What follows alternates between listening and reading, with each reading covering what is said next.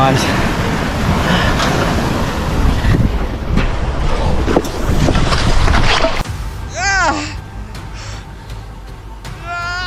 That's bad. Gloves or something, man. You should just be touching that with bare hands. This hasn't been here for long.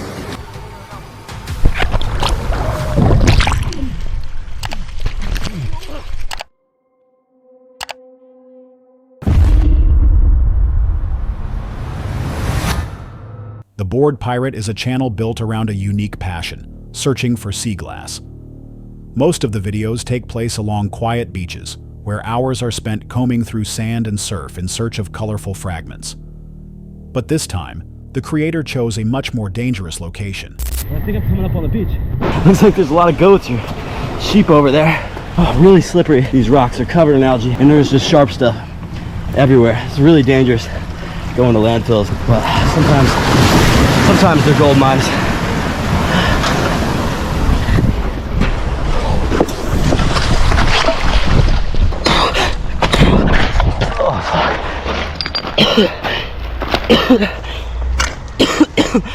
Oh man, that backhoe just covered me in fire. Oh, that sucked. That backhoe just covered me. Make it out of that one in fire. Oh, that sucked. I got a little filthy. Like I said, it's a dangerous job. Make it out of that one. Somebody's got to do it. Let's see if we can find some sea glass. Hey, goats or sheep. Man, yeah, I'm just covered in soot. I had to hold my breath for a minute there. Near an active volcano. Instead of calm shores, this hunt began on a jagged, slippery path surrounded by sharp debris and coated in algae. It was a landfill-like zone, unpredictable and full of hazards. Despite the risk, the area held promise for rare finds. That's when things went sideways. A nearby excavation machine unexpectedly triggered a blast of hot ash and debris, completely engulfing the creator in a cloud of fire and smoke. The sudden wave of heat and choking dust forced him to run blind through treacherous terrain, dodging twisted metal, unstable rocks, and scattered rubble, all while holding his breath to avoid inhaling. The escape was chaotic and dangerous. One misstep could have ended with a serious fall onto rusted iron bars or sharp debris. It wasn't just uncomfortable, it was life-threatening. He eventually made it out, exhausted and covered in soot. The mission, technically still on, but the near disaster raised a much more serious question. While seeking out hidden treasures like sea glass can be rewarding, pushing into zones marked by geological or industrial danger introduces real consequences. Volcanic regions, especially those with active excavation or unstable terrain, carry risks far beyond slippery footing. Heat, ash, and toxic gases can escalate situations in seconds. So, was it worth it? And more importantly, how many other explorers have wandered into places like this without realizing how close they came to disaster? Hold on a sec. If you're enjoying this so far, make sure to hit that subscribe button. Let's continue.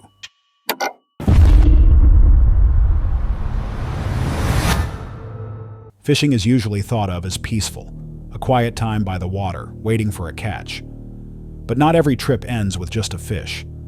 Sometimes the water hides darker things no one was ever meant to see. On March 24, 2020, two friends went out to a frozen lake, not to fish for food, but to try magnet fishing, pulling up scraps of metal hidden beneath the surface. At first, it was a normal outing. The air was cold, the lake iced over. But as they walked the shoreline, they noticed something strange. See those little footsteps? Look. And blood. I don't know if that's spray paint or blood. There's a dog bowl there. Yeah. Doggy bowl. No, but yeah, you're right. There's fresh prints. Maybe they were out here with their dog or something, playing or something, but why is there blood? Maybe that's why they were running out of here. Their dog, something happened to their dog. Maybe. Ran away? Maybe. Yeah. Hold on. Where's it go, though? Where's it lead? Let's follow the blood. Yeah. Fresh footprints in the snow. At first, the prints seemed harmless, maybe from someone walking their dog. But alongside them, red stains dotted the snow. What started as a few small drops of blood soon turned into larger patches, trailing toward a tunnel where the water was still moving.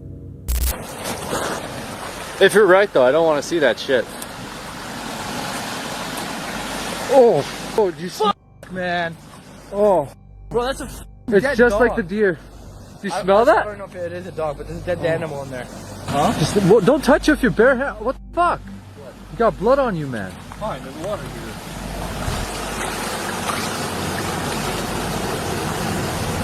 Oh, disgusting. Stop recording, bro. I don't want to show this. Oh, fuck. It smells. Yeah. See that? Turn the light on if you have to. No, that's enough. Okay, that's enough. We don't have to show a whole dog. Following the trail, the two stumbled across a bag half buried in snow near the edge of the lake. The smell hit before they even touched it. Inside, wrapped in a way that suggested someone wanted it hidden, was the mutilated body of a dog. Its head was missing. The discovery was horrifying. But what came next was worse. Man. I'm not touching it. It's missing its head? Yeah, I got blood on it. Why the fuck people need to do this shit? Why? I guarantee you it's the same six that killed that deer. They killed this dog. Why the fuck would they chop its head off though? Why the fuck would they chop off its head? We gotta call the cops or something. I was having a good time and this is ruined now. I know, we were actually having a really great time. Yeah. This happened today. This happened today. They dumped it there to siphon off the blood, to get rid of the blood. Yeah. Maybe they'll come back and bury it somewhere else. They were dumping it in this lake here, so the water can wash away all the blood. That smell is strong though. Yeah, I almost puked, bro. Fucking Alright, are we getting out of here? Or are you actually gonna call the cops? Yeah, we should. We can bury it. Maybe we can bury it here or something.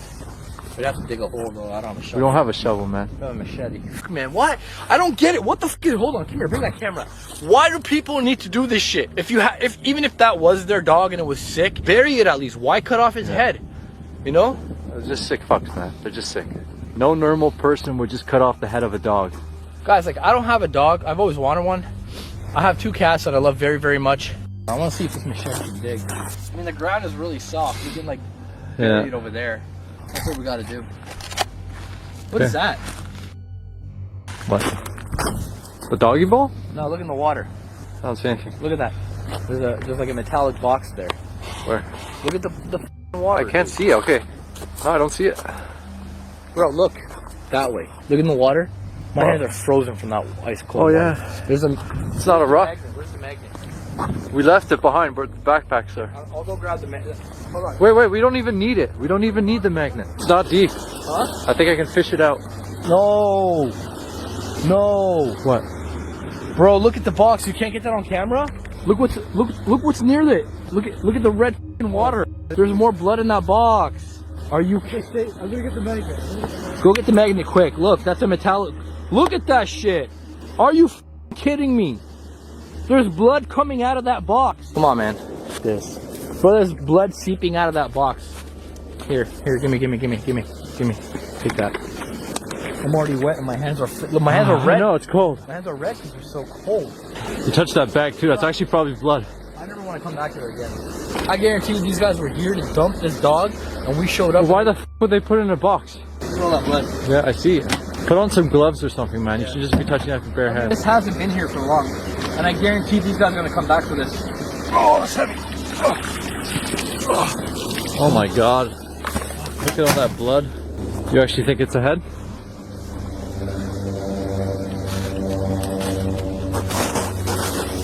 Look at all the blood. Yeah, I see. In the water just nearby, a metallic box sat partially submerged. The lake around it was tinged red. Using their magnet, they dragged it out. The box was heavy, leaking fluid. When they pried it open, they realized it contained the missing head of the same dog. The realization was sickening. This wasn't an accident. Someone had intentionally killed the animal, cut it apart, and tried to dump the remains in the freezing water. The evidence was fresh, meaning whoever had done this was likely there only hours earlier. The frozen wind carried across the ice, and the two couldn't shake the thought that whoever was responsible could still be nearby. While some might dismiss it as a cruel act of animal abuse, others wondered if it was something more disturbing. perhaps linked to illegal activity or even ritualistic behavior. Dumping remains in water to wash away blood is a known tactic for concealing evidence. The fact that the head was placed in a separate sealed container raised even more questions. What makes this case so chilling isn't just the brutality, but the timing. The footprints and blood trails suggested this had happened only hours before. So, who was responsible? And more disturbingly, had the two just stumbled upon the scene while the person behind it was still watching from the tree line?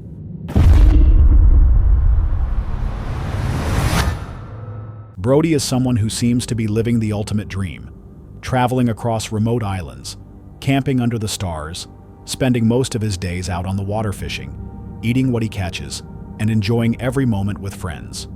The best part is, he documents it all.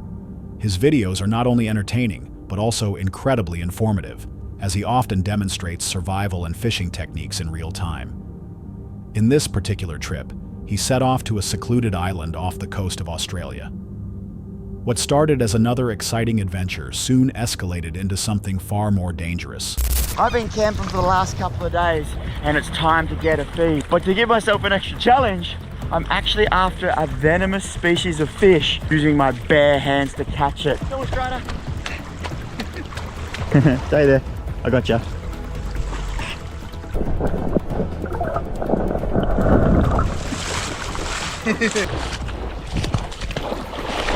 Whoa! Whoa! Strider! Go, go, Strider, go!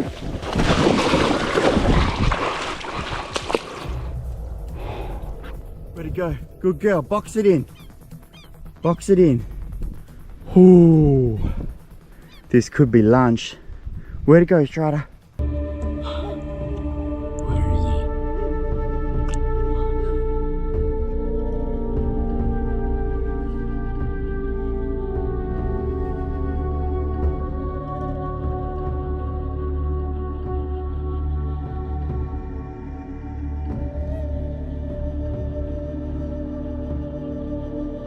Ah, he bit me!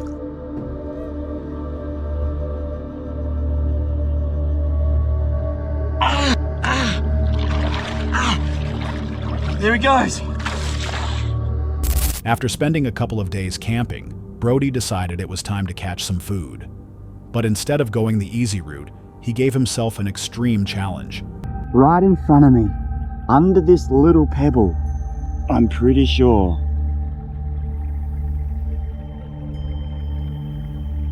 Is the world's deadliest, most venomous octopus, the blue ring octopus. I'll be very, very bloody careful here. One bite.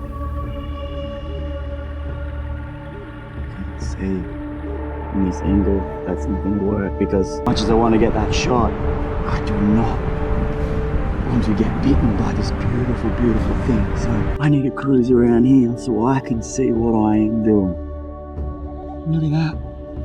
Oh, it's beautiful. Hi mate, my name's Brody. It is absolutely lovely to meet you.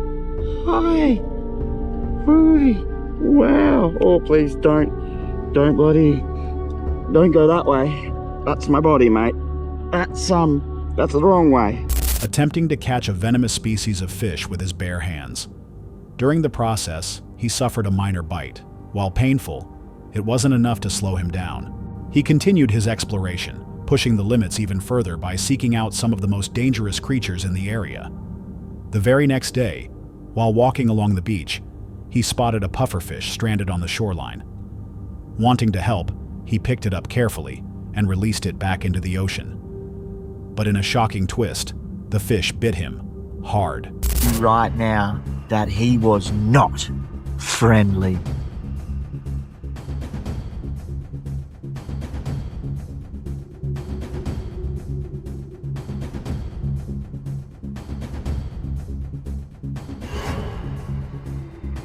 This athlete's fully having a crack at me now, from friend to enemy.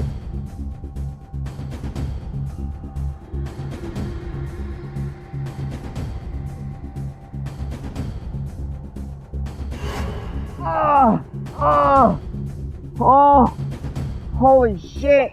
Oh, I wasn't looking, I was looking the other way and he full got me.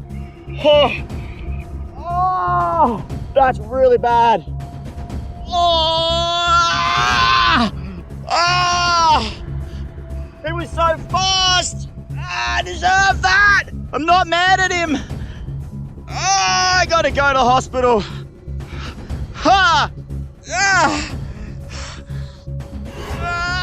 That's bad. That's really bad. Oh my God, I don't think I have a finger anymore. I actually think he bit half my finger.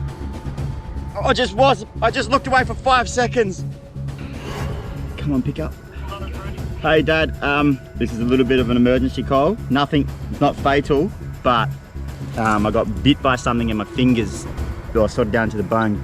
Matt, I'm gonna start driving back now, but I just thought, I know with blood loss and all that, you should meet me ASAP and probably take over and take me to the hospital. No, again, do not stress, it's not life-threatening, but... Is it? Yep. The bite was so severe that it cut deep into his finger, nearly down to the bone. The pain was immediate, and blood loss quickly became a concern.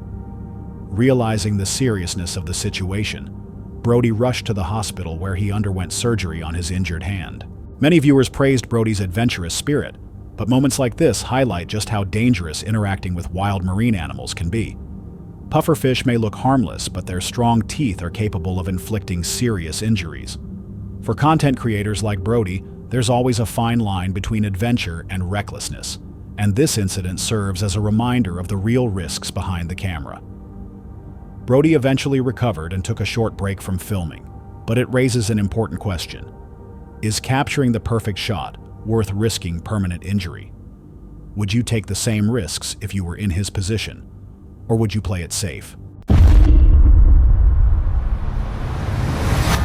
A group of friends was enjoying a day out by a river in northern Australia, swinging on ropes, swimming in the water, and soaking up the sunshine. It was one of those carefree moments you hope to remember forever. What none of them realized, though, was that they weren't the only ones in the water, and that near invisibility of danger, it nearly turned their fun into something far more serious.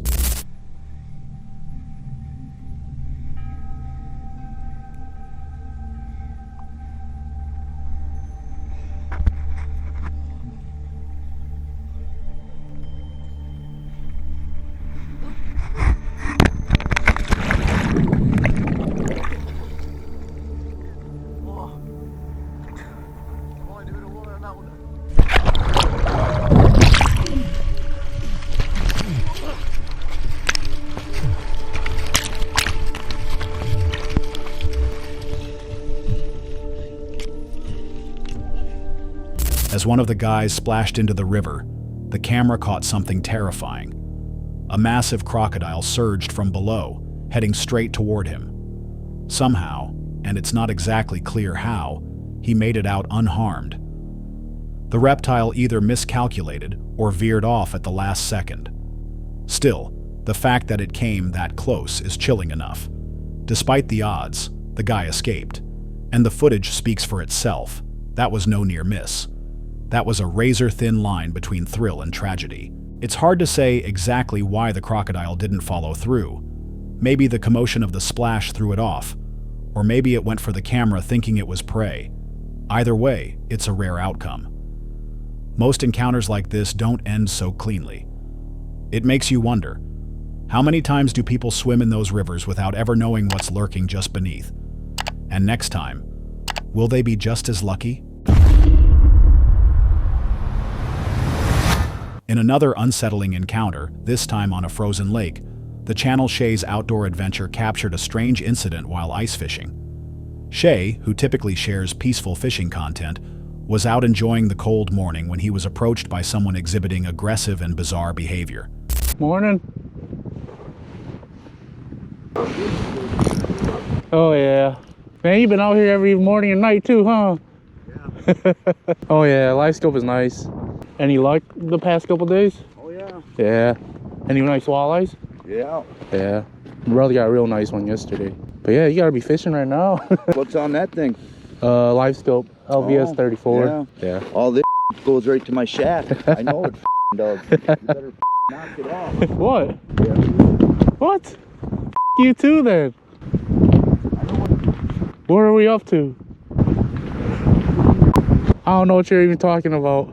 Jeez, we didn't do nothing to you. Cool, I get to make you go viral, cool. Look at this dip. You see him? Cool. The man came up casually at first, asking typical questions about gear and recent catches. But almost without warning, his tone shifted. He became confrontational, making strange comments and accusations. Shay hadn't done anything. The man was simply acting hostile for no clear reason. Even after walking away, the individual didn't stop. He moved on to another person nearby, a woman fishing alone, and began harassing her as well. That's when Shay decided to call the authorities, reporting the behavior as fishing harassment. You have reached the 24-hour Wisconsin Department of Natural Resources confidential tip hotline. This line is for reporting violations only. Are you guys the Silverado? Okay, I'm just reporting him for fishing harassment. I was just gonna go get his plate, so feel free to call too. So we get a warden out here quicker.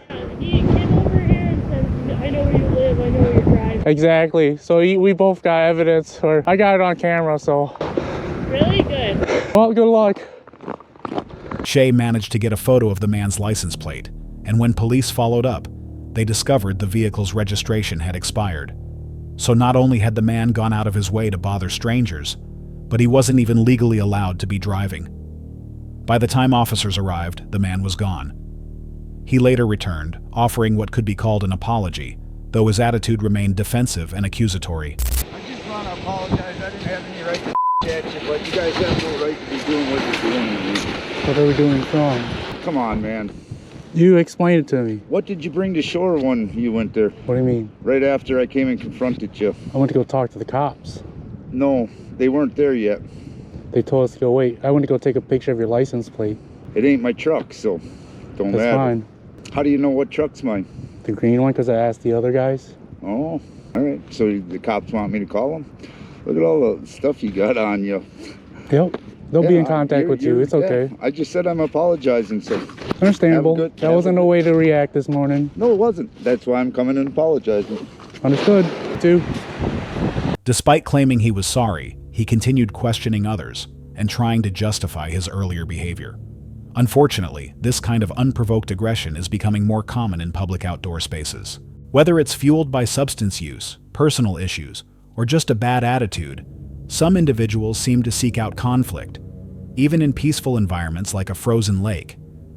Shay handled it wisely by staying calm, gathering evidence, and reporting the issue. But what if Shay hadn't been there? What if it had only been the woman fishing alone? These situations make us question. How would you react?